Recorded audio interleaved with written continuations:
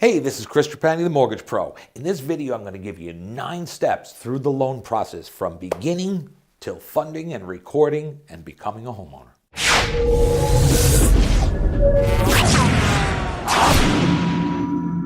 You know, people want to know what is the loan and application process in order to buy a home.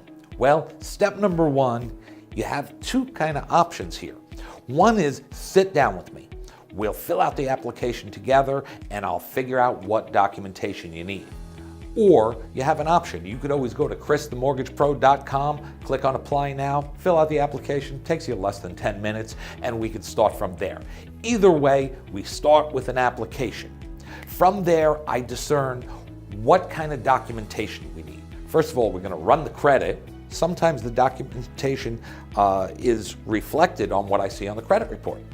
I'm going to need, in most cases, I'm going to need 2 years W-2s, 2 years taxes. If you've had a bankruptcy, I'm going to ask for the bankruptcy papers. There's a lot of little things we're going to need. We obviously need to show where is the money coming from for the down payment. I need 2 months bank statements, all pages. Even if it says this page intentionally left blank, they don't know it says that. I need that page too. So we're going to determine what documentation you need, and we're going to start there. Step number 2. We put all the documentation together. I submit it to my processing department. We order title. We open up escrow. We figure out what we need. The processor's job is to go through all the documents, go through the application and say, we also need these papers. Very common step. In the meantime, you're going to sign disclosures. They can electronically be signed or you can sign them by hand. That's going to be up to you. Step number 3, we have to order the appraisal.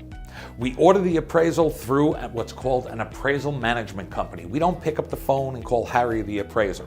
We have to legally order it through the appraisal management company, and what happens is they randomly pick an appraiser in the area. Step number 4, we're going to take all the documentation. We're going to take the escrow information from the escrow company, the title information from the title company. We're going to take the appraisal now that we have it, and all the documentation that we receive from you. We're going to put it all together, and we're going to submit it to the underwriter.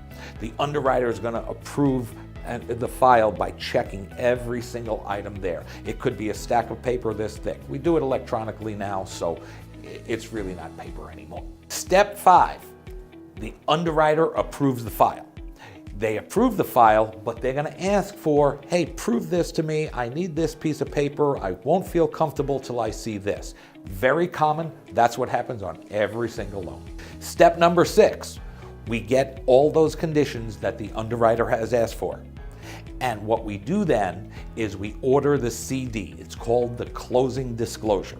You sign the closing disclosure, and legally, you're not allowed to sign the documents for 3 more days. Step number 7, you've signed the CD, we're ready to sign the docs. Now, you can often go to the escrow company and have a notary sign you there. Sometimes we could send the notary right to your house or to your place of business, or you can meet at a local restaurant or Starbucks. Step number 8, all those documents go back to the company.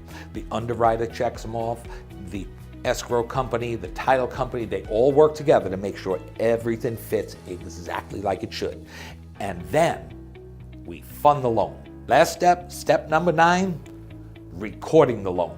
The loan may fund, but until it's recorded with the local county, the county, once it's recorded, says the house is yours, you have officially fired your landlord and become a homeowner.